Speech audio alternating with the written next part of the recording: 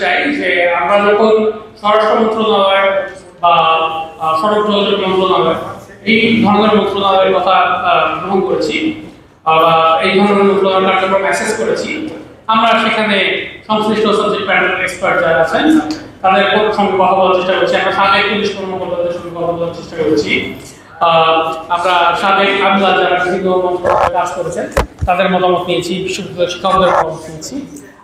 পাশাপাশি আমরা বর্তমানে বিভিন্ন সংগঠনে যারা কাজ করছেন ছাত্র আন্দোলনকারী তাদের সঙ্গে কথা বলছি যে তাদের এক্সপেকটেশনস কী ছিল। আমরা সোশ্যাল মিডিয়াতে দ্রব্যমূল্য সহ বিভিন্ন বিষয়ে সরকারের যে ভূমিকা, এই সরকারের ভূমিকার ব্যাপারে মানুষের যে প্রতিক্রিয়া, এই প্রতিক্রিয়াগুলো লক্ষ্য করেছি। এটা হচ্ছে আমাদের জনমত গঠনের ক্ষেত্রে যে কার্যক্রম, সেই কার্যক্রমের একটা অংশ। পাশাপাশি জনগণের মতামতের বোঝার পাশাপাশি বিশেষজ্ঞদের যে মতামত নেওয়ার ব্যাপারটা সেটাও আমরা এভাবে করেছি। দ্বিতীয়ত হচ্ছে আমরা পত্রপত্রিকা নিউজের বাইরে যে উপসম্পাদকীয়গুলো হয়, বিশেষজ্ঞরা যেখানে মতামত দিয়ে থাকেন, সেখানে আমরা উপসম্পাদকীয়গুলোকেও একটা গুরুত্বপূর্ণ মতামত হিসেবে গ্রহণ করেছি এইসব ব্যাপারে অ্যাসেসমেন্টের ক্ষেত্রে। এরপরের যে ব্যাপারটা আসে সেটা হচ্ছে আমাদের এই যে বক্তব্যগুলো, এই বক্তব্যগুলোর ডিটেইলড অ্যানালাইসিস এবং ইনপুট আমাদের কাছে আছে কিনা। এটার ডিটেইলড অ্যানালাইসিস এবং ইনপুট আমাদের কাছে আছে। আমরা এটা নিয়ে একটু আগেও বলেছি যে এটা নিয়ে আমরা একটা ফলো আপ প্রোগ্রাম করব, যেখানে আমরা প্রত্যেকটা সেক্টরে সরকারের কোন মন্ত্রণালয়ে কী ধরনের কাজ হচ্ছে, গণমাধ্যমে সেটা এসেছে, কিভাবে এসেছে এবং সেই জিনিসটা কিভাবে হতে পারত। অর্থাৎ শুধু সমালোচনা নয়, বরঞ্চ সমালোচনার বদলে আমরা যেটা করতে চাই সেটা হচ্ছে পুনর্গঠন, অর্থাৎ অপশন দেখিয়ে দেওয়া যে আপনারা এই কাজটা করেছেন, তার বদলে এই কাজটা করতে পারেন এবং সেক্ষেত্রে কনসিকুয়েন্সেস কী হতে পারে, এই ব্যাপারগুলো সেই বিস্তারিত মূল্যায়ন পত্রে ইনশাল্লাহ চলে আসবে এবং আমরা সেটি ইনশাল্লাহ আগামী সপ্তাহ খানেকের মধ্যেই প্রকাশ করব বলে আশা রাখি। সত্যি কথা বলতে সরকারের 100 দিনের মেয়াদ পূর্ণ হয়েছে, মাত্র 4 দিন হলো। এই 4 দিনের মধ্যে এই সম্পূর্ণ যে পেপারটা কমপ্লিট করা খুব সহজসাধ্য কাজ ছিল না এবং এই কমপ্লিট ডিটেইল পেপারটা আশা করছি যে আরও পূর্ণতা পাবে যখন আমরা সংবাদ মাধ্যমের ভাইদের ইনপুট এখানে আরও যুক্ত করতে পারবো। ধন্যবাদ।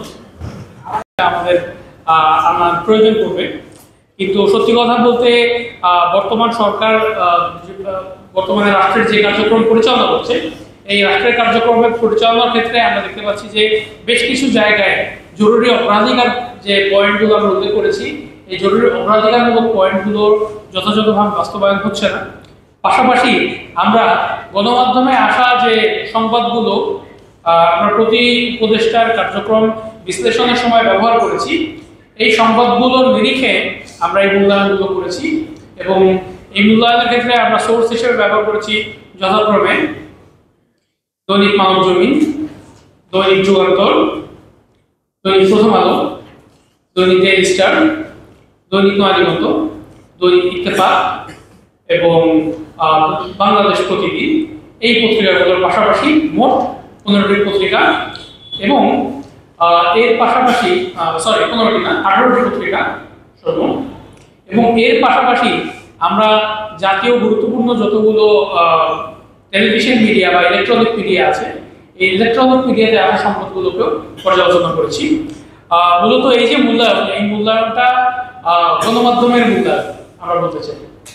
আমরা চেষ্টা করেছি গণমাধ্যমের কাছ থেকে আমরা যে ইনফরমেশনগুলো পেয়েছি, এই ইনফরমেশনগুলোকে ব্যবহার করে একটি মূল্যায়নে আসার এবং এর মাধ্যমে জাতিকে জানানোর যে বাংলাদেশের বর্তমান যে অন্তর্বর্তীকালীন সরকার তার কার্যক্রম পরিচালনা করছে, তার মধ্যে বেস্ট পারফর্মিং ডিপার্টমেন্ট স্কুলগুলো এবং লিস্ট পারফর্মিং ডিপার্টমেন্ট স্কুলগুলো, এইগুলো জানা যাদের জন্য খুব গুরুত্বপূর্ণ, বিশেষভাবে নাগরিকদের জন্য।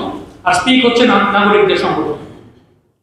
অন্তর্বর্তীকালীন সরকারের জবাবদিহি নিশ্চিত করা এবং একটি অংশগ্রহণমূলক স্বচ্ছ কার্যকরী অন্তর্বর্তী সময়কালের জন্য জাতীয় স্বার্থে স্পিক বাংলাদেশ বর্তমান সরকারকে সর্বতভাবে সমর্থন করছে।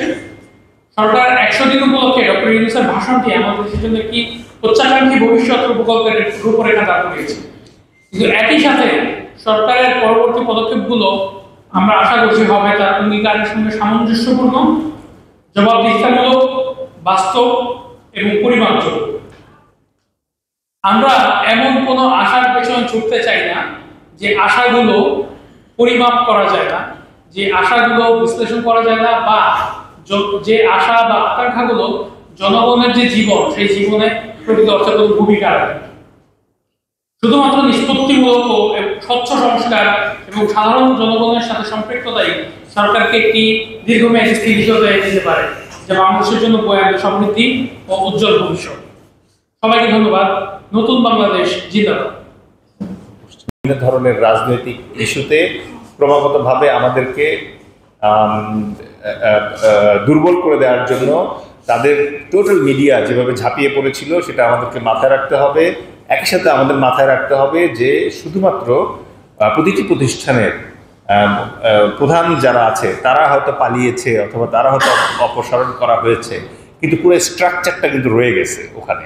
সো এই যে স্ট্রাকচারটা রয়ে গেছে, এই স্ট্রাকচারটা হাইলি কনফিউজড, কোন দিকে যাবে এটা নিয়ে এখন নিশ্চিত হতে পারছে না, এবং এই কারণে তারা আসলে পূর্ণাঙ্গ কার্যকারিতা নাই।